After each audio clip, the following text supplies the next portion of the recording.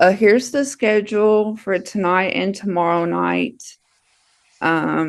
We did have one speaker that could not make it, so we have Leslie, and we have Mark Freeman, and we have me welcoming and kicking it off, and Blake. And then tomorrow we have, if you want to give, if you want to get the giveaway, you have to stay at the end. So next slide. Speakers, when you come in, please make sure your mic and camera are working, that your name is correct. Participant, make sure your name is correct and spelled correctly each time you connect with each other through the chat. If you're not speaking, please mute yourself and stay muted, please. We will be sharing answers all the way through the meeting. We will have a Zoom survey. I will answer those other questions in a little bit. We will start at 5 and end at 7:15 to 9 instead of 7:30, and then 6 to 8:15. And then we will say a disability pledge after I make my introduction and talk about the meeting and purpose for the conference.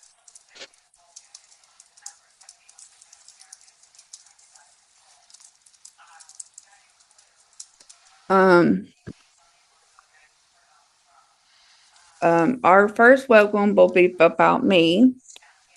And I just wanted to tell y'all it's virtual and free. Welcome. My name is Katie Moore. I'm the co-founder of the conference. I'm from East Tennessee, and I am 30 years old. I live with a learning disability and health condition called postural orthostatic tachycardia syndrome, chronic migraines, and more. These experiences are part of why I wanted to create this virtual conference for free, so people can meet each other, people who work with a disability. This is a place where we can share what is going on in our community and our states, that we can get disability changes met. My advocacy journey started in 2022 and 2023 when I took Partners in Policy Making class with the Tennessee Developmental Disability Council that I'm on. I'm an at-large member. Since then, I have been part of several councils, groups to help me make a difference in my community. The conference is about coming together, sharing our voices, learning how to be stronger advocates. After this event, I hope to start monthly self-advocate groups so we can keep working together for change in the disability issues that need to be changed. We will all types in the conference on both days, parents, advocates, parents who are work with disabilities, disability advocate, chronic illness, and mental illness advocates all over the world. Next slide, please. So I made this disability pledge through ChatGPT. So feel free to unmute and say it with me, or you can just stay muted and say it. I pledge to honor the voice and experience of disabilities. I pledge to listen, learn, and speak up with courage.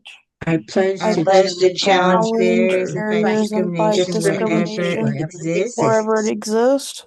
I pledge to work together for disability, families, and professionals and build a world of dignity, equality, and inclusion. Every person matters, every voice counts. Because every person matters and every voice counts. Thank you. That's nice. Then, yes. Next.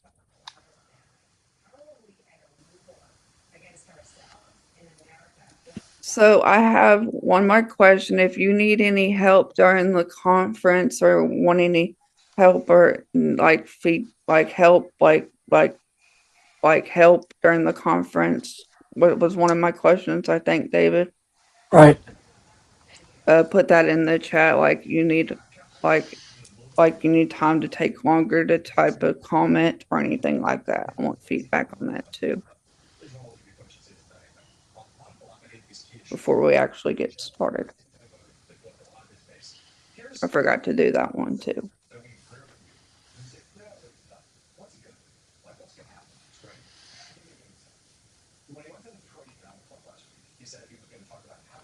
I think we're good then. Next, Blake. Okay. Blake. I would like to introduce Blake.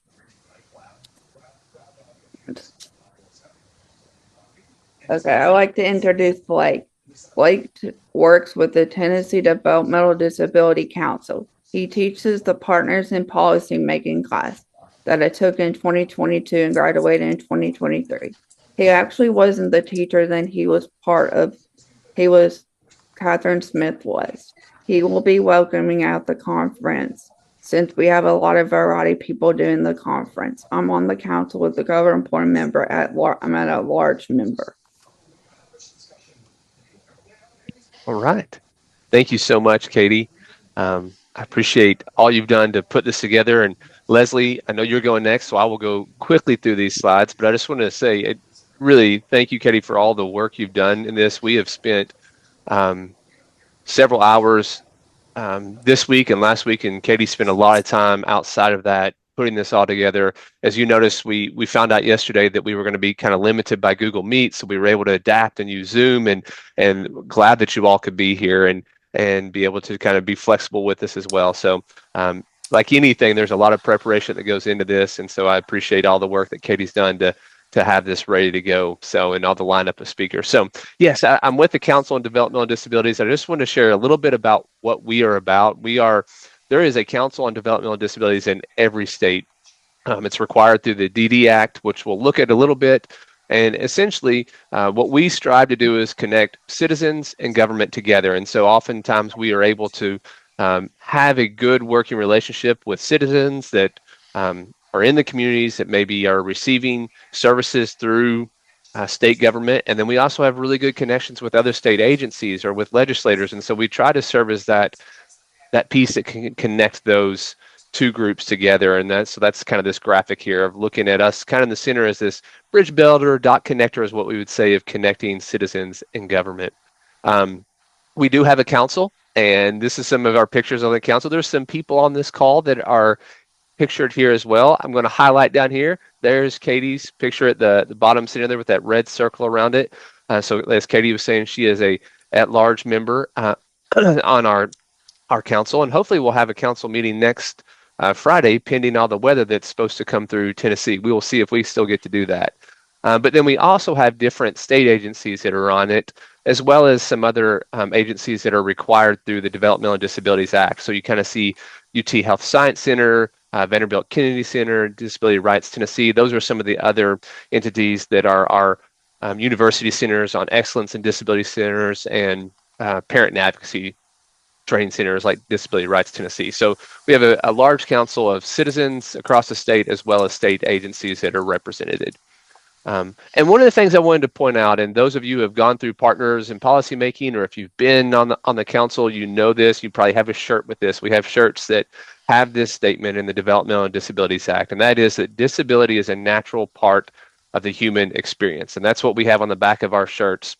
I'm just going to read this, that it does not diminish the right of individuals with developmental disabilities to live independently, to exert control and choice over their own lives, to fully participate and contribute to their communities through full integration, inclusion in the economic, political, social, cultural, and educational mainstream of the United States society. That's a really, I think, well said statement, and we don't see those often in federal legislation, but I think that's a very well statement to lead off that disability is a natural part of the human experience. And so I wanted to highlight that as something that's foundational to who we are and our beliefs. We do some work through big areas, and we try to engage leaders and impact policy and inform the public. And so those are some of the big bucket areas that we focus on. And how we do that, I wanted to just bring up a few little things here that we do. You've heard Katie talk about Partners in Policymaking. That's something that we have now offered over 30 years. I'm honored to be in that role as the Director of Leadership Development, where I get to be part of that. And I'm in my second year with Partners in Policymaking. But it is an 8-month course that we offer free across the state to bring family members, siblings, or people with intellectual developmental disabilities together to focus on advocacy and just personal leadership growth as well. And so that's something, if you're in the state of Tennessee, that we will be putting out applications soon for the next class. to be a part of that. If you're in another state, there is likely a good chance that in other states that Partners in Policymaking may be something that your state council on developmental disabilities also offers. Yes, I will go back right here. That's the one you asked for, right, Alicia? Um, and I'll keep on talking just a little bit while we're grabbing that screen grab. Alicia, were you able to get it? So I'll move it back up. Yes, I did. Thank you. Perfect. Okay.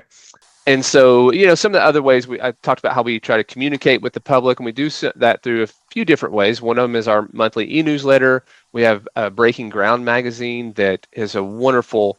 I thought maybe I had my most recent one sitting here, but we have a Breaking Ground magazine that just came out. It comes out each quarter. This most recent one was all about housing in Tennessee and what does that look like, and what are areas that we still need to grow in. We'll have an arts issue where we will feature artists from all across the state with intellectual or developmental disabilities in that magazine. So we're taking submissions right now for our arts edition for our Breaking Ground magazine. These are things that are on our website that if you ever wanted to sign up to receive, like the Breaking Ground magazine, you could receive it electronically, or you could have it mailed to your house as well. We offer a scholarship fund that helps families be able to go to events and conferences that maybe they would not be able to go to. Thank you, Laurie, for putting that in the chat. And the scholarship fund is still open right now for this year. So again, if there's people on this call from Tennessee, and if there's a conference or event that's coming up in the next couple of months that you would like to go to that we could help out with, you can apply to receive some financial assistance to go to that event. We do support for Disability Day on the Hill. That's a big event here in Tennessee that's coming up in about a month, where we'll have disability advocates kind of come to the Capitol Hill and meet with their legislators and talk to them about their personal lived experience and the policies and the legislation that they're really passionate about. So we're able to help facilitate that and then also help to fund some people through our Partners in Policymaking class, or those who are on our council, to go to Disability Day on the Hill. One of the other things will be there. I'm checking out people who are going to that. Yeah. One of the other things that we're excited to do is we bring together, and this is one of a kind in state government, no other state does this that we've ever found, is that we bring together the state agencies to do a Tennessee Leadership Academy on disability services. And so we'll bring in 12 to 13 different leaders each year from different state agencies to talk about the disability service system and what's going on. And it really helps them to see some of the disconnect sometimes, and they get to connect with citizens, and they get to connect with people who are receiving services and get that immediate feedback about how that is going. So it helps them to connect with each other, which doesn't always happen. And it's even, we know it's challenging always in that sense, but this gives us a few more people that are getting connected with each other from the Department of Disability and Aging and TennCare and the Department of Education and the Department of Human Services Voc Rehab program, all coming in and doing a leadership academy together for several months. So these are just a few of the things I wanted to highlight, and I appreciate some of the resources that have been put in. If there's more information you want to know about our council, yes, check out that link. Send me an email, and we're happy to talk more about that.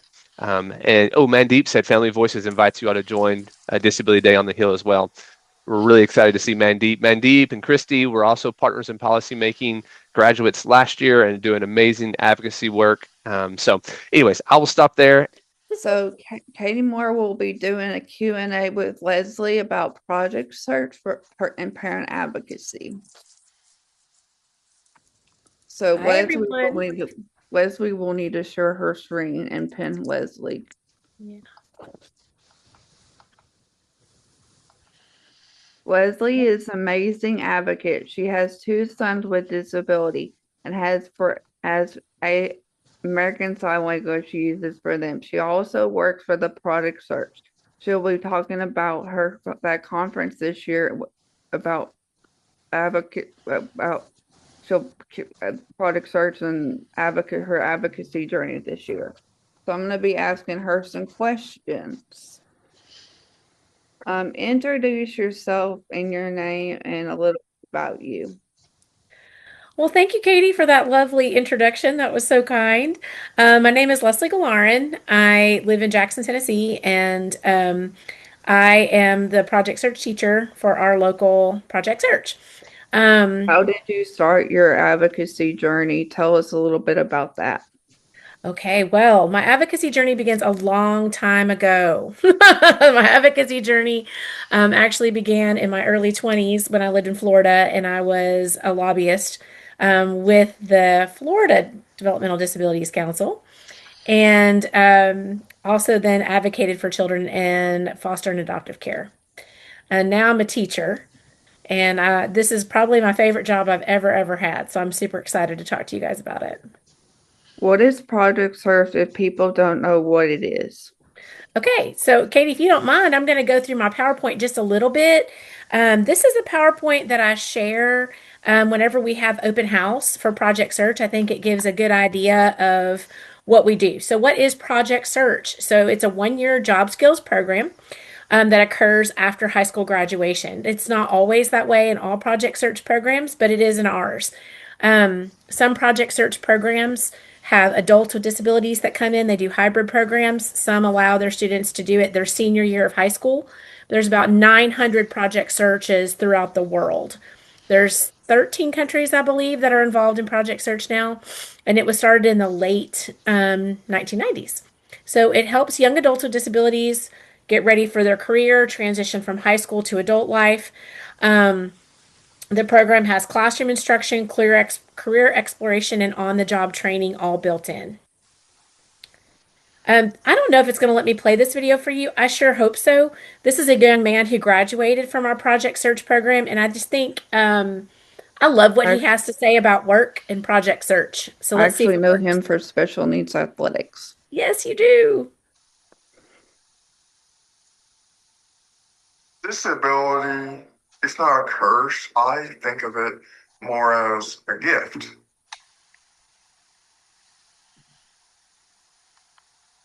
My current job is I am a sterile processing tech, and I work in surgical support, and I clean the surgical instruments and medical devices after surgery is done. If you think about it, I am protecting patients from infection. These instruments I'm cleaning, I'm getting them ready for another person who's going to have surgery. I am the first line of defense for infection prevention. He's one of the hardest working employees I've ever seen. When he comes in, he has a drive that no one else ever has had. He is so excited about his job and makes me more excited about my job. He lightens up the day. He really does. He'll have jokes with us. He'll tell us how great it is to be there. When he comes in like that every day. It makes you want to be able to have more employees like him. My diagnosis is I am a schizophrenic. What that means is I have a mania problem. Sometimes I talk too much, or I talk too loud, or I might say something that I don't mean to say. And with this being a healthcare workplace, they're always trying to help us do our job better. I think that helps with my disability. And I think that gives me some comfort. Disability, it's not a curse. I think of it more as a gift. A disability is just something that we need to work harder at than other people who don't have disability. And I think it shows people who don't have disability that we can strive to work hard and be better people and be better workers. Before having a job, well, of course, I didn't have an income, so I couldn't go out and get the stuff I needed or the stuff I wanted. I also, before a job, I was going through a series of depression and anxiety that I would never have a purpose, and I would never get a job, or I would never do something worthwhile. And I was always isolated in my room most of my days. Like I would never do anything that was good enough for anybody. Well, now that I have a job, it has given me a reason to live. And it has given me a purpose. Like everybody can count on me. Now I can pay bills and go out and get the stuff I want and buy the stuff I need to live and prosper. And it's a comfort, joy, and peace, I would say. Oh, I'm not sure why it just did that. Disability. Let me see if I can get it to where we were. Now I can pay bills There we and go. go out and get the stuff I want and buy the stuff I need to live and prosper. And it's a comfort, joy, and peace, I would say. I used to go to the Star Center every week, 1 day a week. I used to have speech therapy and music therapy. These were ways of helping me to communicate myself better to people so I don't feel anxiety or isolation. Right now, I'm in the process of getting certified. And then off from there, I think I'm going to go to higher education, maybe work in the OR someday. I think even though I have a disability, I can go to higher lengths.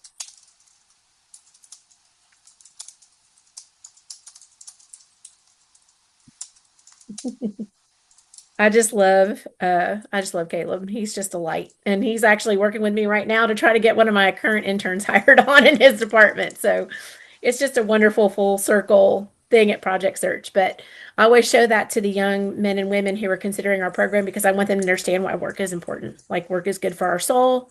Everyone should work and has the right to work. And so that is what we are working on at Project Search.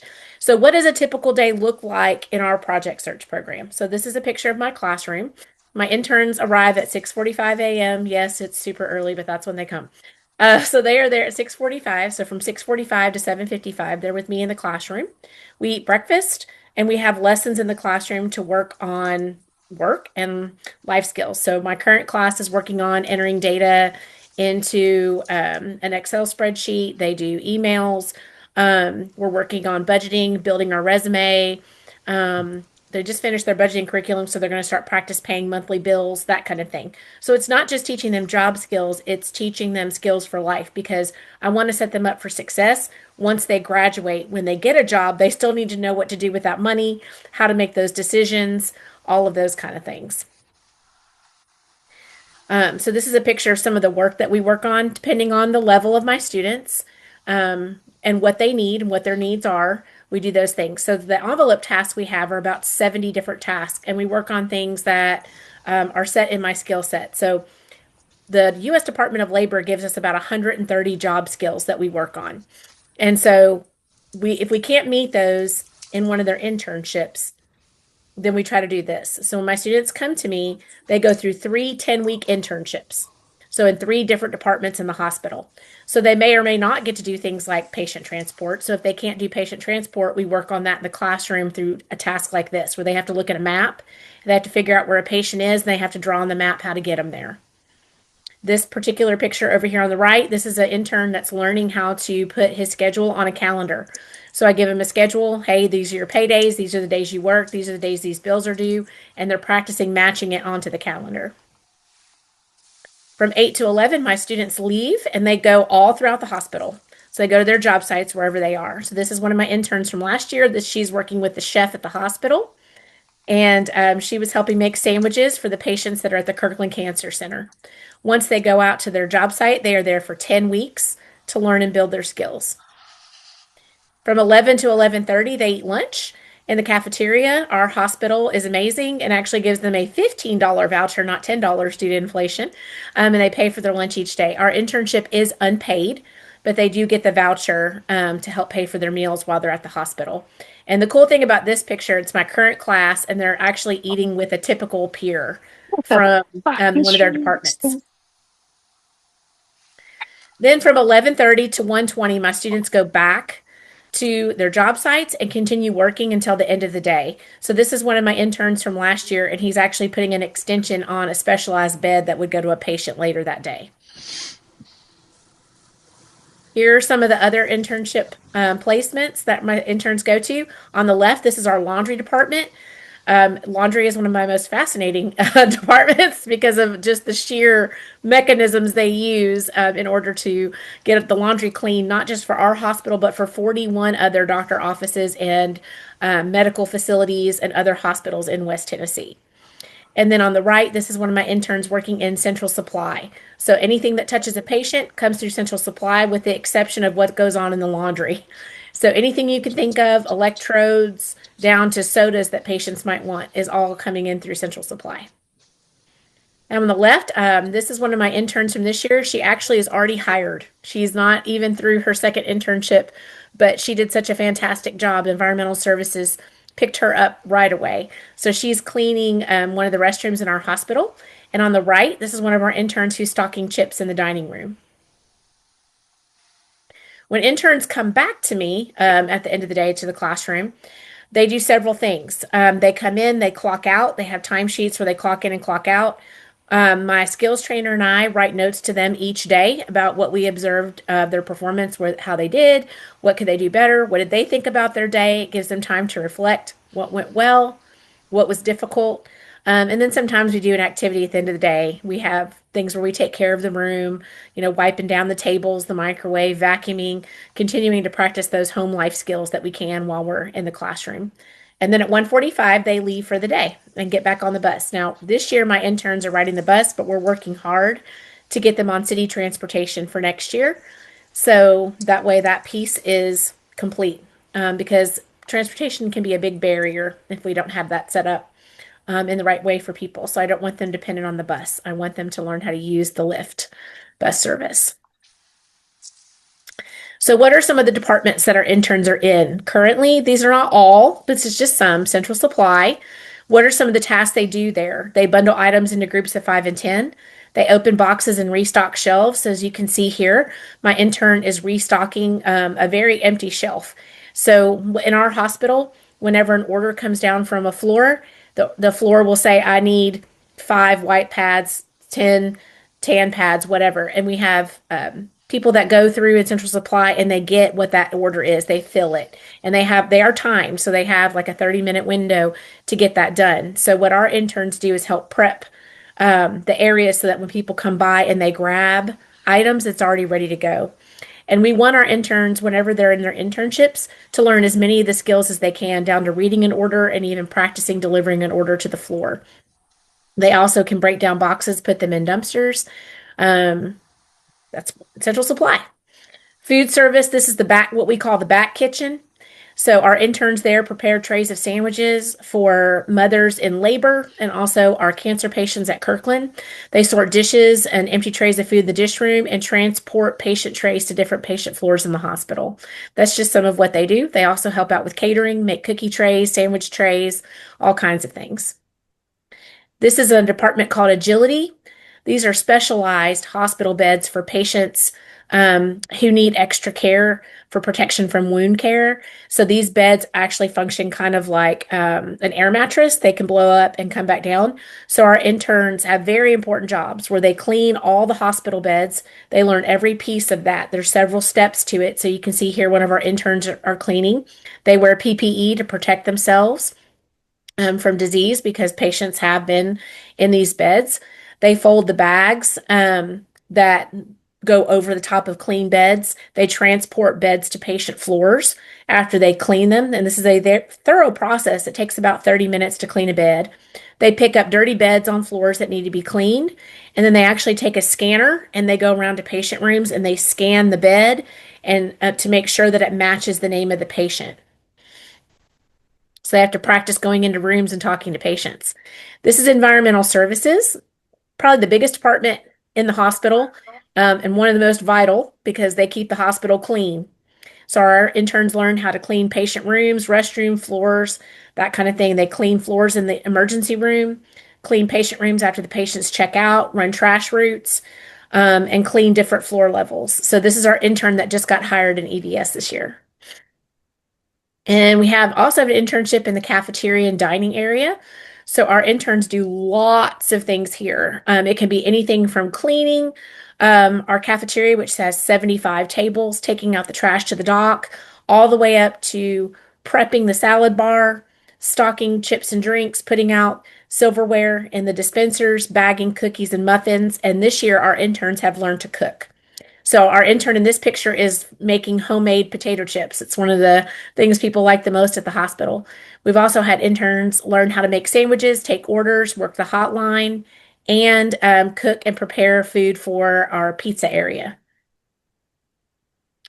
And laundry. So all things clean have to come, all things dirty and all things clean have to come through laundry. So there's lots of machines down here that interns learn.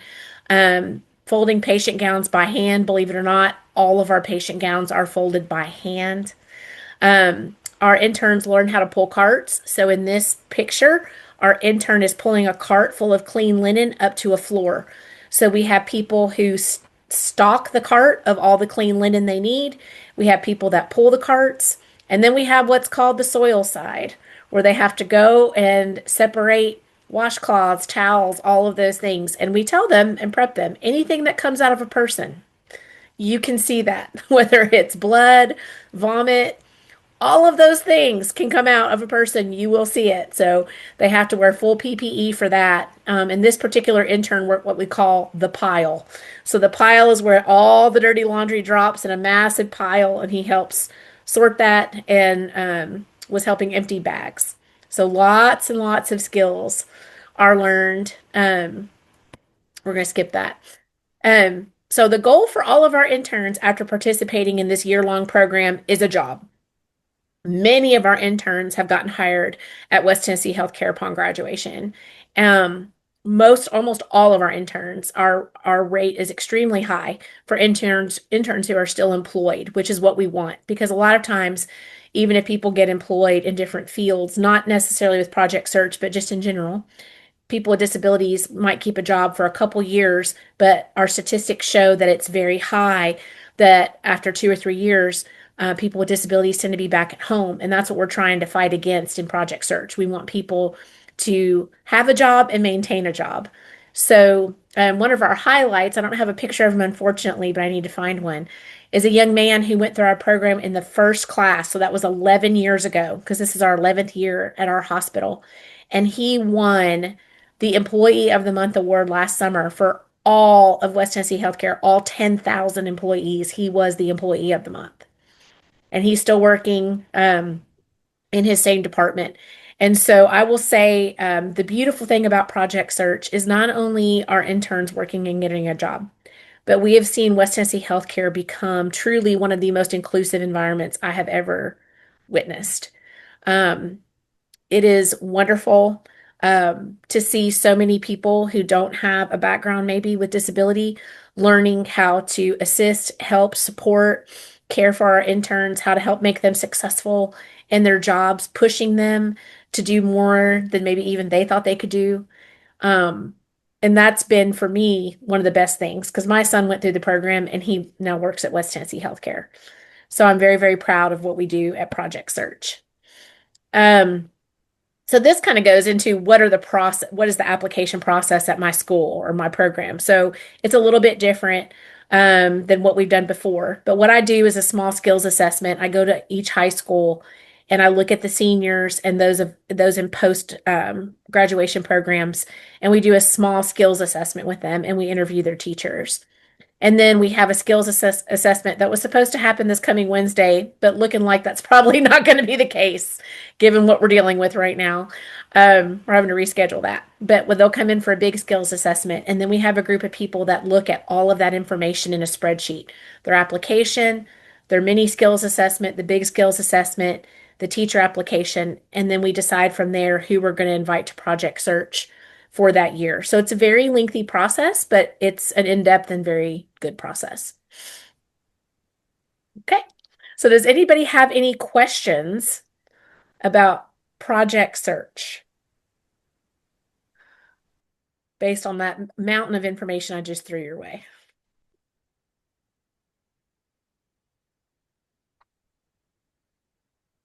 Okay. Katie, do you have any questions for me? Yes, I do. Okay. So what do you enjoy working with the Project Search? Oh my goodness. If you would have ever told me that I would be working with adults I would have laughed. Was a first grade teacher for quite a while, and I love the little people. But as time has gone on and watching my own son grow and develop, who's now 24, I one of the things that we thought about from the time he was little bitty all the way up is we want him to work, we want him to have a job, we want him to contribute to society, we want him to earn his own money, pay his own bills, and he does those things. And so because that was such a passion project for me, that switch kind of flipped once my oldest hit high school, and that became so much of what we were thinking about. And then as I became a consulting teacher, so like an admin in our district, and that's where I got partnered with Project Search, and I absolutely loved it. I loved it because of the in-depth training, the teaching, the life skills building. It's just such an all-inclusive program. And I just thought, man, I wish everyone could go through this. And we even hear that at West Tennessee Healthcare. I wish all our employees could go through this program and learn how to do all of these things, because we have a very well-rounded, intern when they come out of our program. And so for me, it's just I have a passion for it because I want to see people live their dreams and be successful. So I have two more questions. I'm not going to ask the rest. I'm going to ask two more. Okay, And you can then- ask whatever you want. What was one challenging being an advocate or a parent advocate? Ooh, that's a good one. I think one of the biggest challenges is I'm a very emotional person. And so I have big feelings. And so I've had to learn, being a lobbyist was a good breaking ground for learning how to keep those emotions in check and how to keep a calm head. You can advocate well and be passionate, but not overly emotional when you are advocating for someone. So I would say for me, that was probably the biggest lesson I had to learn. So I didn't ask this question to you, but do you have any encouragement you like to give this group? Parent advocates, chronic illness advocates, any type of advocate that's on this call? Oh, gosh, that's such a good question, Katie. Your questions are so thoughtful. I would say probably the thing that I learned the most parenting my oldest is to not assume what I think he can do. Because he blew my mind constantly of what I thought he could do, and he always surpassed that. So that's probably the biggest thing that he taught me. So I try to say that to parents a lot. Assume they can until they show you they can't, and then if they can't, then teach them how. In whatever way they can learn to do that. It may not mean that they're going to be successful in every step of everything, but they can be a lot more successful than what we give them credit for on so many levels, whether they have a disability or not. I think it's just, as parents, I think that's just one of those things. And so he's really challenged me to assume more and not less. And so I would encourage you to do that too as parents. I did see a question in the chat. Someone asked if there was Project Search in Shelby County. Absolutely. There's multiple Project Searches in Shelby County. I know there is one at the Peabody Hotel, which is really cool. They're not always in hospitals, but they are often in hospitals. And Blake can probably speak to that too, because he worked with us quite a bit with Project Search before he took his role with the council. I believe they're also in a hospital there, but if I'm not mistaken, there's 3 or 4 Project Searches in Shelby County. Yeah, they've got 4. You said, which one did you say? The Peabody? The Peabody, yeah, Le Bonheur, Yes. Methodist North, and then Nike. There's a large Nike distribution center.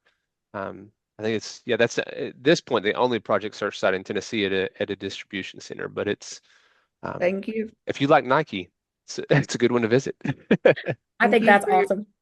So the last speaker tonight is Mark Freeman, and then please stay towards the end because we will have 2 giveaways.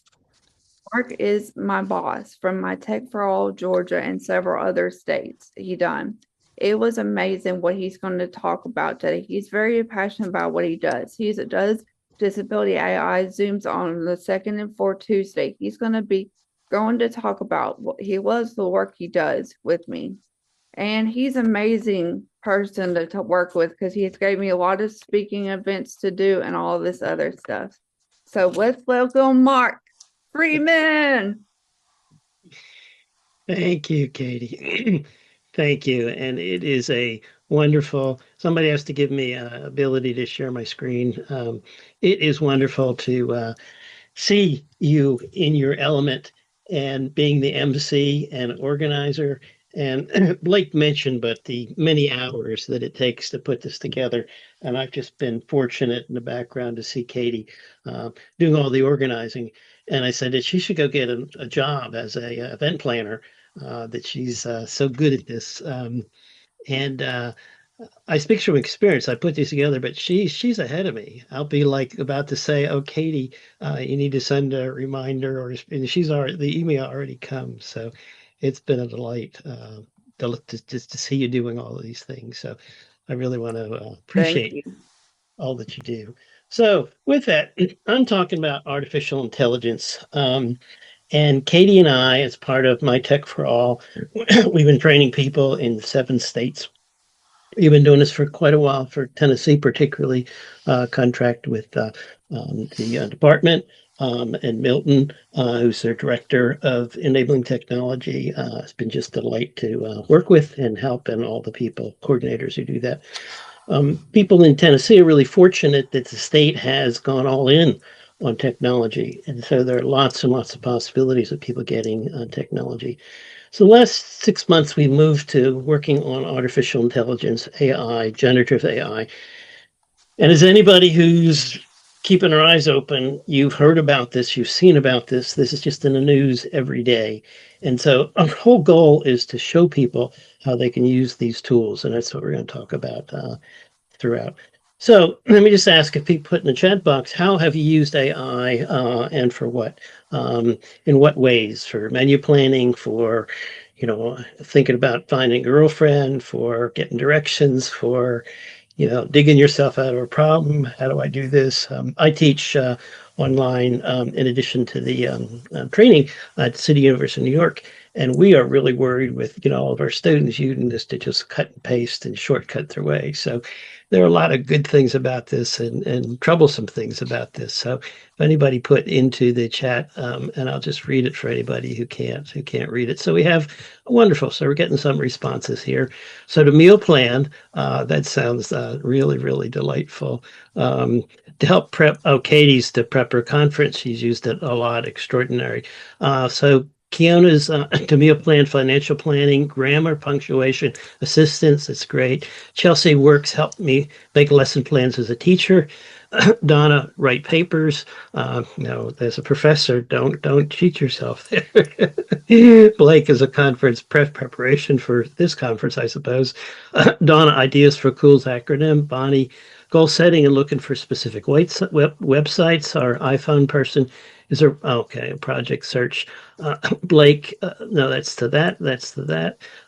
Dawn, support adjusting tone of written instructions. A lot of people tell me they write that, they get upset at something, they write that email to, how could you say that? And they go into ChatGPT and say, make this a little softer, kinder for me. To come up with YouTube topics, Kasha, Luann, discover chat and now use it to help me plan, organize my schedule, find good ideas and things I buy, rephrasing emails, identify type.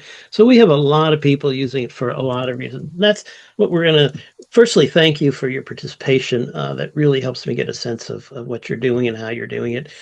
So I'm going to talk about, how we can understand this AI. People are in different levels of kind of beginners and experience.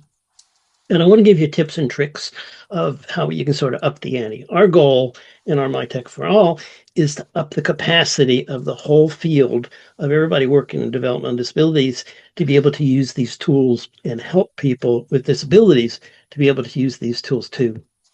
You saw Katie using them herself, and we think that almost everybody could benefit from these, and families too. And that's what we're trying to do. And I'm going to help give you some of those things today. So artificial intelligence, what is AI? It is, this magic thing. How can we use AI? How does it benefit people with disabilities and potentially harm them? and how can we use this stuff safely? So those are all the things that I'm working on trying to do, help you think about. We're going to go through today. So firstly is what makes AI different. And some people say, oh, it's been around for a long time. But what's different is in the last 2 years, we all have access to it. It's available to all of us. It's virtually free for almost everybody in the world.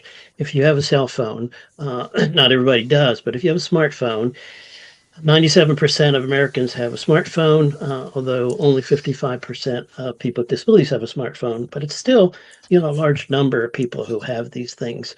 So it's almost for free. And even if you don't have it, you can go stand outside McDonald's and get it, or go to the libraries. Libraries, almost every library in the state, has a computer lab. We strongly encourage people to use those. They're pretty proficient about what they're doing and, kind of how they're doing. The power is increasing dramatically. It's doubling every 6 months. We've never had anything that power increased that much. So I'll talk about it in a moment, but if AI doesn't do something today, it'll do it tomorrow. For example, a year ago, AI could not do images. There were other programs, and now it does it right within Gemini or ChatGPT or whatever. I'll get to that in a moment. And then it's the fastest technology we've ever had. So smartphones were the last major piece, and sort of the categories hitting 100 million people. Well, it took 2 years for the smartphone to generate that being used. And so the point of that, and we have AI that's done it in the first 6 months. So literally in 6 months, we had reached 100 million people across the US and the world, actually. So what happens when it moves that fast is that we don't have time to adapt. And so that's one of the problems that we're having. One of the struggles is that this technology is moving so fast, we're trouble for society to figure out how to cope with it and how to do it. So it's the biggest widespread adoption that's ever occurred. So let me assure you, we're not Pollyanna. So there are great benefits and there are great risk of harm. We've seen people that we're working with get exploited, abused, dependent. We've seen some of the people that we're working with disabilities think honestly that they're in email communication and relationship with some big movie star and they sent them money. So these are really, potential problems. I'm going to go over some of that a little bit later.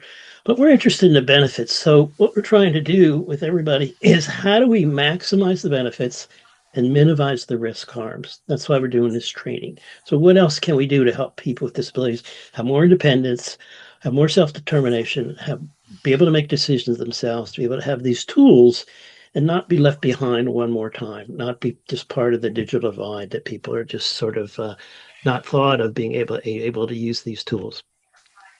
So just sort of a little bit of background. People say AI has been with us forever. And on the left-hand side, AI captioning wasn't that long ago. It didn't work at all. Then, it was in bars and it was in gyms, and then suddenly it's everywhere. Voice recognition. Remember when it was just like if you called the airline, you got it. Now it's everywhere. Self-driving cars. We don't quite have it in Nashville, Tennessee yet, but in 4 different states, in Phoenix, example, California, you can get a robo-taxi, and they're people are using them every day. Alexa and Siri were basic models that we were helping people gain the ability to use those things as sort of that's called general AI. What we're talking about now is what's called generative AI. And what does that mean? Generative means that it generates something. It generates text, it generates an image, it generates voice, it generates music. All these things generates brainstorming, and it's available to all of us. And so I'm liking to think of AI as an assistant. What if you had a 24/7 assistant who was just there waiting constantly to be able to help you in whatever it was that you were thinking about? And some people call this a coach, something that can help advise you and give you some ideas. So one of the big questions I have is which is best? These are the major platforms that people have. So there's ChatGPT, Microsoft Copilot, Google Gemini, Perplexity, Grok, Claude. These are the major ones. There's hundreds of others, like school districts have their own that they're helping people with IEPs, real estate agents. But these are the general ones, and that's what we're talking about, the ones that you and I can use. They're all free. And so which one is best? So ChatGPT we recommend simply because 70% of the market has it. Google Gemini, we really like for people because it's the best one on people's phones. It comes on the Android phones, and more people with disabilities tend to have Android phones because it's cheaper. So if you have an Android phone, it's right there already. You don't even have to download it. If you have the others, the Google Gemini is available on iPhones too. All these are available on iPhone and the Claude, whichever phone it's using. They're also available on your laptop or your tablet or wherever you are. So which is the best one? Well, my answer is the best one is the one that you're going to use. So whichever one you feel most comfortable with. We promote ChatGPT because 70% of the market, people who use AI have ChatGPT. It means it's more likely that your neighbor, your friend, your family member is going to be using that, and so we can all learn together. Which one is best? Mess that all the time, and whichever one you think is best, the others will catch up immediately. So whichever one, if one were better for something, the next day it's so competitive. All these companies not only have billions, they actually have trillions at risk. Everyone was afraid they could go bankrupt. Everyone's afraid they could become really like the old Sears, the old Kmart that, one day was there, and Best Buy, right? What happened to them? And that's what they're afraid of. So as soon as one of these gets ahead, let's imagine it's better. Well, the others are just going to be within a week. They're going to up their game there. And so really, to be able to use these effectively, it's much more important to be able to learn how to ask the question. That's what we're talking. Those are called prompts. So how can you get better, more creative at asking the question of what it might do, rather than which platform that you're using? We just think your time is better spent there. But by and large, whichever one. The second question I get is paid versus free. For almost everybody, free is sufficient. I use a paid account simply because I'm doing this and training people. There are limits, and maybe if you're a scientist or if you're a real estate agent, having paid would pay off for you. But by and large, the free will do everything it is that the paid will do. There are a few differences in that. For example, the ChatGPT does more around voice when it's paid than when it's free. Google doesn't offer free. So those are some of the sort of trade-offs that you have. But by and large, the free will take care of you. So we're interested in people with disabilities. So how can we use these tools, and how can you use these tools? So if you're a person with disabilities, helping yourself, but how can we help other people use these tools? And so what we're hoping to do, again, is raise the capacity of everybody, not only for yourself, but how could you help somebody else use these tools, and think about what ways that it might work for you. We're really excited about what we call conversational AI, which is just simply that really this is almost in the last 6 months. You can now have a voice conversation with AI directly. Just as good as if you have a laptop. It's sort of like Siri or Alexa were, except that you have full AI capacity. And this is ChatGPT as an example. And just I don't have time to demonstrate it today, but just the click on the right-hand side, you can see those little arrows will open up the voice, and it will talk back to you. So that's you're only talking to it, but it'll talk back to you. The reason why we're so excited about this for people with disabilities is not just people who have mobility or finger problems, but by and large, these technologies have been too complicated for people. The keyboard, the F functions, all of us know the things that we tear our hair about. Well, most people have a voice and can simply talk to these tools and can use them in ways that overcomes the complexity. And so the technology gets out of the way, and it can simply help. And so I'm going to share with us some tips and tricks, but this is really the major piece that we think is really going to revolutionize the ability for people with disabilities, people with intellectual development disabilities, to use these tools that weren't able to before. Usually, we do our training. Katie's one of our co-trainers and demonstrates, but she's the MC today. We won't do that. And we have 2 or 3 other people who demonstrate this, but we're short on our time today. So how do you use AI effectively? So these tools are so powerful, and they're growing in power all the time. They're limited by our creativity. How can we figure out how to use these? So how do you ask the question? And the better that you ask the question, the better answer you're going to get. And so I'm going to go over these things, but just sort of as an overview of, the difference between AI, most of us, all of us really, almost everybody's familiar with Google. Well, Google gives you a wonderful search web page, but it's done. Now you can then pick, more of those. Katie has her hand up. Katie, yes. I wanted to say that I made the logo for Powering Our Voice on ChatGPT and the schedule. Thank you, Katie. And just an example of, Katie using these tools to help her do more. So Google, you get a long list, but you get to one page. The thing about AI that's wonderful is that you get to keep asking questions. So for example, let's say you have the weather. What's the weather? What's the weather outside? Well, you keep getting refined. Okay, what's the weather in Tennessee? What's the weather in Nashville? What's the weather tomorrow? What's the weather in a week?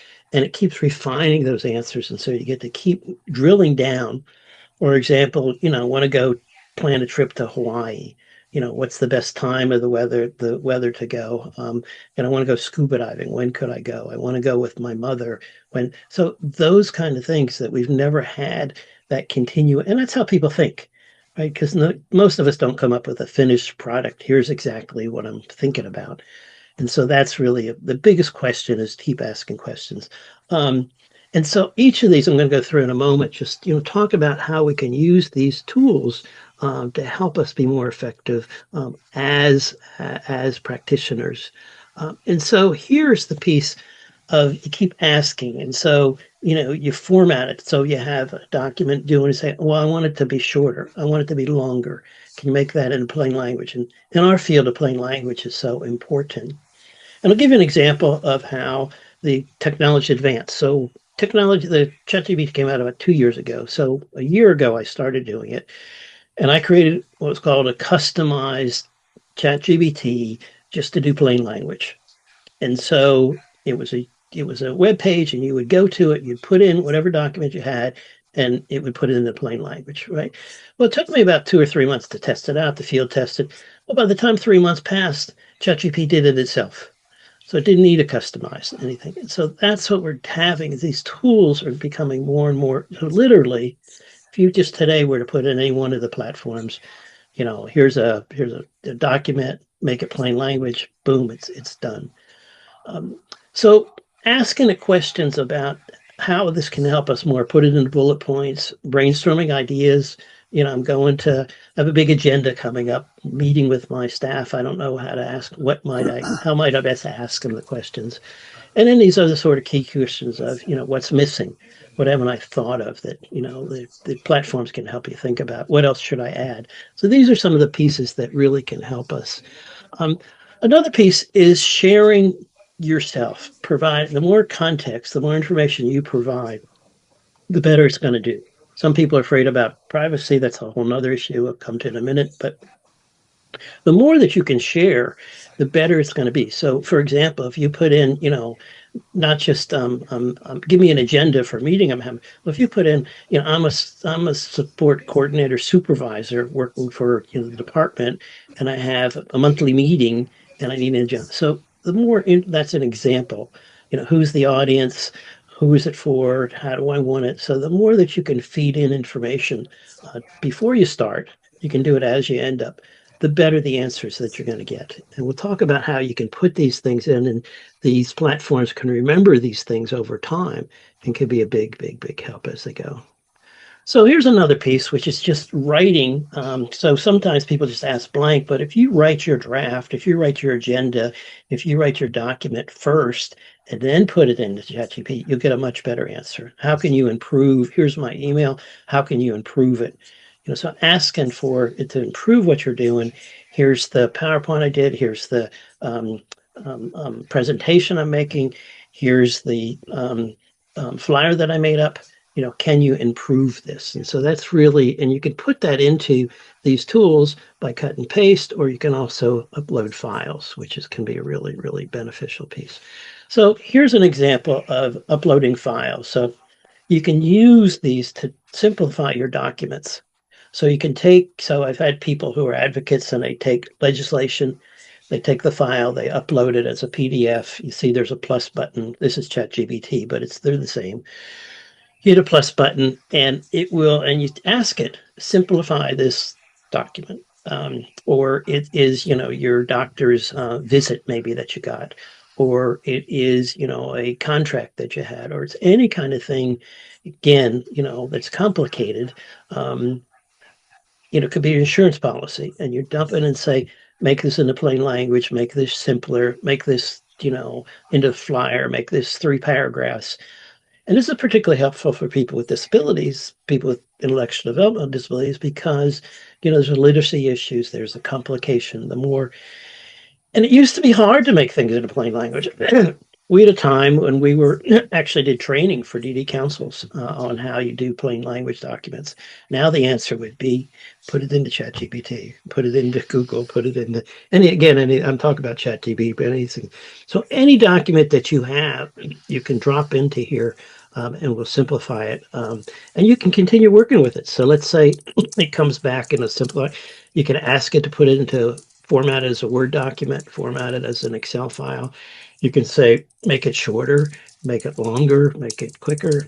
So those are some of the things. Most recent one I discovered was handwriting. This just blew me away. So this is my junk handwriting on the left-hand side. You can hardly even read it yourself. I can hardly even read it.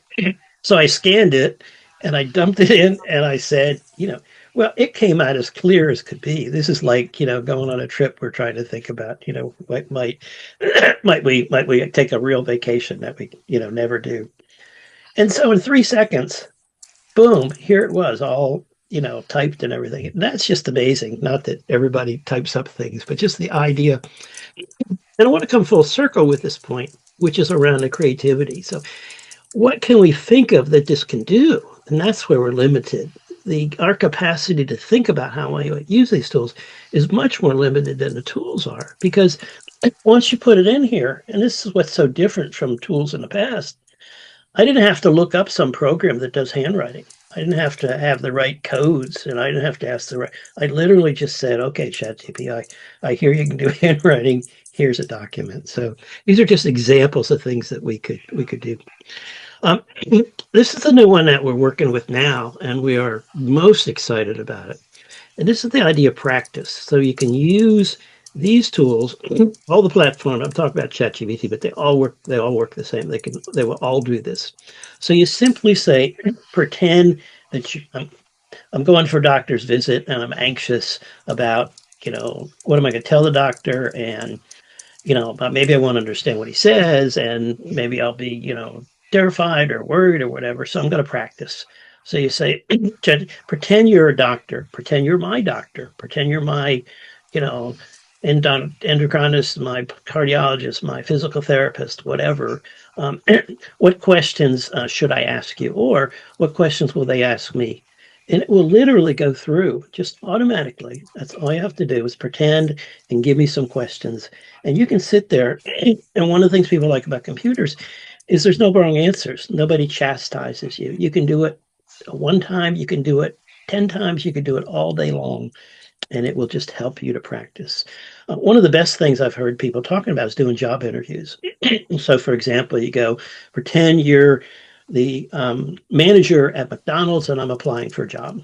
And so ask me questions. And so it says, welcome, Mark. I'll just welcome, Donna. Pick on you, Donna. Sorry. Welcome, Donna. Why do you want to work at McDonald's? And so I say, oh, I love the food. And GPT comes back and said, well, that's great, but what are your skills? What are your knowledge? What are you doing? And so you get a chance to practice that. And just imagine how useful it is before you go for the job interview. The questions they're going to, not only the questions, you can look those up, but you've practiced it. You've thought about them and you've gone through. So it's almost like going through a mock interview. So these are just some of the examples. You can do a family issue. I'm having trouble with my mother. We're not getting along. Pretend you're my mother and how might we better interact here? So anything that you can practice. I'm making a Katie, she's making a presentation. Well, what questions might people ask me? So any of these things, and we think that this can be really, really helpful for people because all of us have stressful situations that we might want to be doing more. So let me stop there. I got quite a bit more. Let me ask people questions. So anybody just speak up or unmute yourself and we'll turn on your audio or we'll bring you on screen or any of those. Katie, you have your hand up. Katie? Yes, someone said, what are the chances if I could get you to serve as a guest speaker in my class on assisted tech course for special needs educator teacher candidates to use their classroom with K-12 students in special education program? William Lee Davis said that. William Lee Davis. If you can do it virtually, I'd love to do it. Fine. I'll be very happy. If you can get me into your classroom virtually, I'll come and do it. Here's my email. I'll put right in here, and just email me up. Although I live in Nashville. I lived in Lebanon. Let's see. Let me just put my email here. There we go. Okay. Other questions that people have. Don't be shy. This is your moment. Going. Katie, if you don't mind this, Mary, how is it that you became so good at doing all of this? I mean, starting with the policy for, I can't even think of it. I'll be sharing my story tomorrow. Oh, good. I'll be there. Good. I just really would like to know that. Thank you. Great. Any other questions? All right. Well, let me keep going then. So firstly, I want to invite you all to the training that we do. You can see more of Katie. We have other co-trainers, other self-advocates, and My Tech for All. You can just click on that and it'll come up the webpage and it has dates and everything that we're doing. And we just would be happy to have you come and be with us. So I want to talk now about safety because people are worried about that. And what they can do about that or should do or might do. So let me keep going here. I got a few more minutes left in my time here. So what are the problems with AI? So the problems worry people. I teach City University of New York college students, and I'm worried that people are going to over rely on this stuff, that they're going to believe it. They're going to believe it more than their own mind. That they're going to give wrong answers. It's called hallucinations, kind of a funny term they use, and what happens is that as you use this stuff more, you believe it. So your discernment reduces. So, you need to be careful of that could be giving you the wrong answers. And being able to, bring your mind to it of, does this make sense? Worried it'll reduce learning as people just simply don't have the critical thinking skills. They'll just be, looking and finding all these answers. Teachers are using this to do IEPs and ISPs and plans, and that's a good thing to help people, but we don't want to just be cookie cutter things. So those are sort of the potential downsides. Safety is a big issue. People are concerned about safety for a long time now from, the social media. But in AI, it keeps the data forever. So you want to be careful. You don't want to put in your social security number, your personal issues around healthcare, your banking information. But for example, let's say you take that insurance policy and drop it in there. And now, in there is your personal information, or you put in, people are doing IEPs or plans. So that's really a worry that people be less conscious of that as they go on. There are sort of, plans to, build these. So really what you're left with is a balance between privacy and utility, which really is privacy and convenience. And by and large, Americans have sold their privacy for convenience. Everything's easier, quicker, better. That's a decision we've made, and that's fine. And the more information you put into the AI, the better it works. So I've sort of compromised that but there are people are worried, legitimately so, about, their privacy. Another piece is the bias that AI is built on the internet, and the internet is filled with bias against people with disability, people are elderly, people are minority, people are ethnicities. It's just built in. There was a time they sort of tried to semi-correct it, but if you put in, show me a picture of a medical doctor, you just get, old men with white hair. Show me a picture of an airplane. People, women, and people minorities would be excluded from it. So there are problems about jobs as job applications are all graded now with these machines.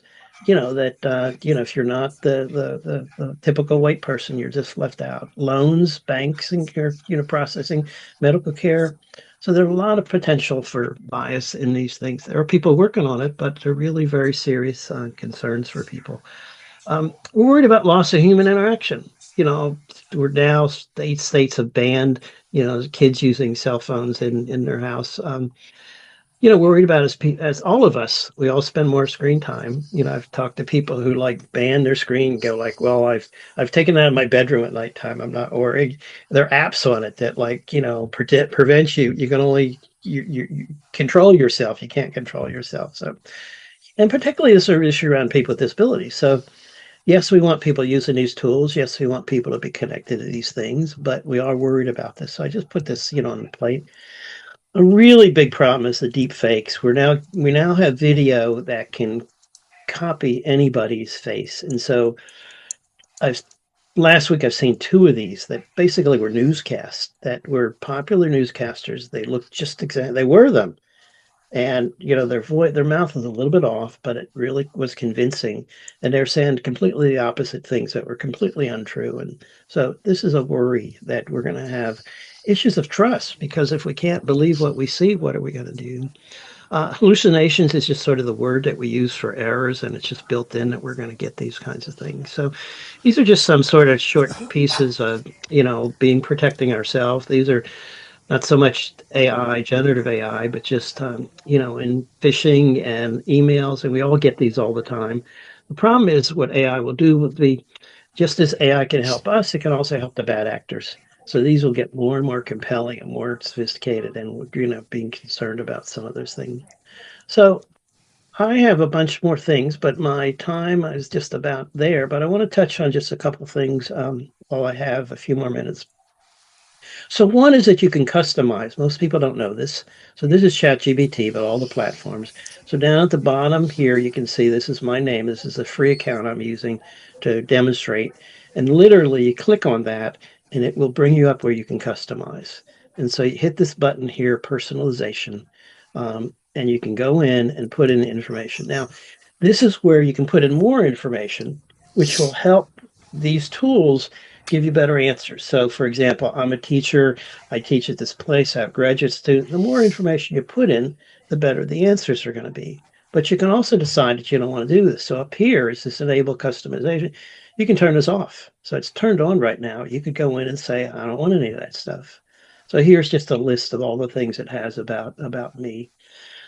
This is another one that people don't know. Let's say you're doing one session and you don't want anybody to know about it.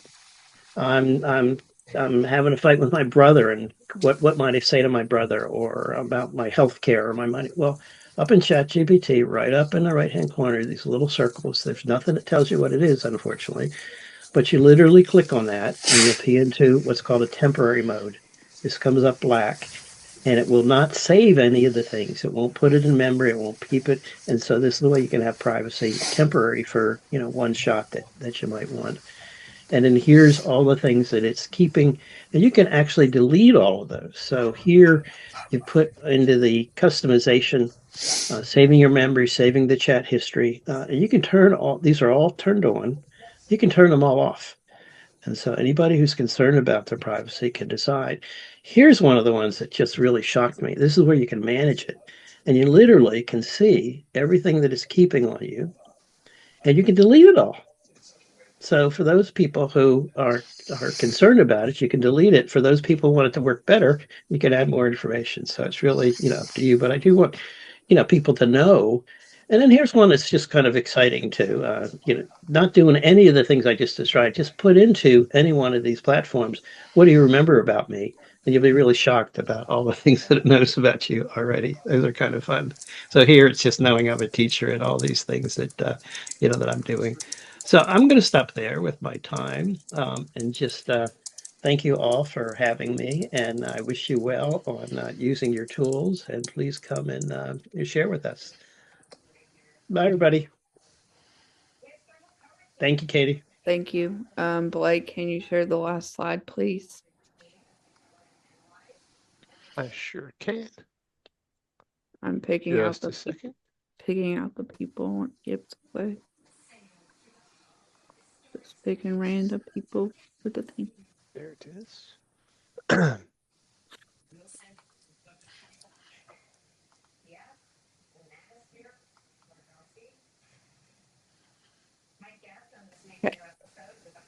So, closing announcements. We will do 2 giveaways this day. If you hear your name called out, please email your home address to me. Kiona Gwynn and Donna Nasso, please email me your email address, please. We will have an advocacy group that meets once a month and about different topics that can help on your advocacy journey. If you're interested in joining that group or have questions about advocacy or just want to connect with me, feel free to email me and I'll put my email in the chat if you can't come tomorrow, and it's up there too. Please fill out the survey that David Weather was going to put in the chat. If you can, please fill it out by the 30th because we have one tomorrow too. So please fill out that by the 30th. Thank you.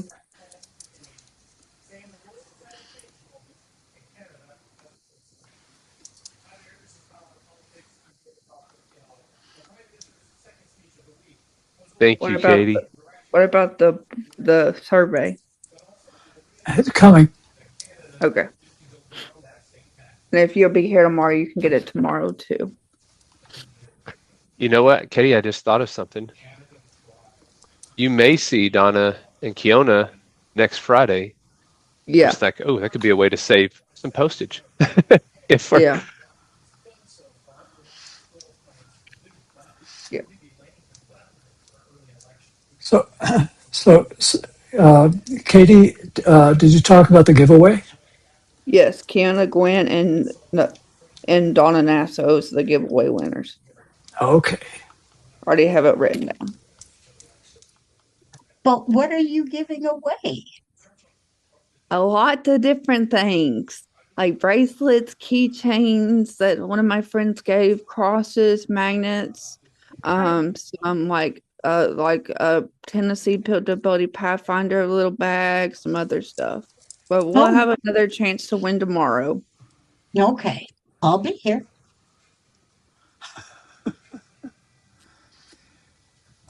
Katie, I need you to send me the survey URL for a moment.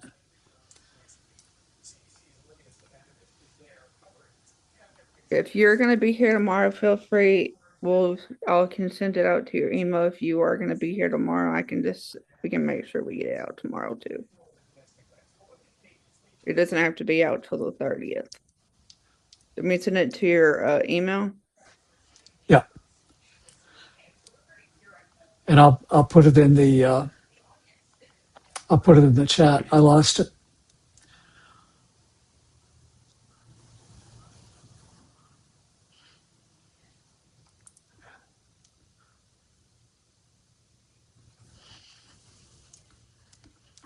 Okay, we'll have to mail it out tonight. Dude, I think yes, I've got it. Do you? Okay, thanks, Blake. Here it comes from Blake. And Blake, can you stay 10 minutes to do a debrief too? I sure can. Yep. Okay. There's the link. If you could fill that link out by the 30th, you don't have to do it tonight, but by the end of the conference, please.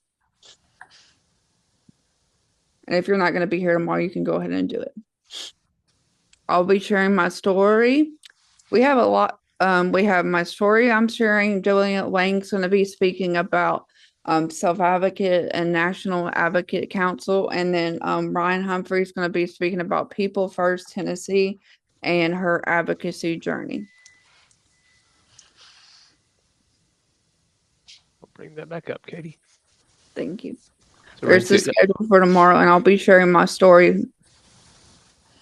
So, see y'all tomorrow.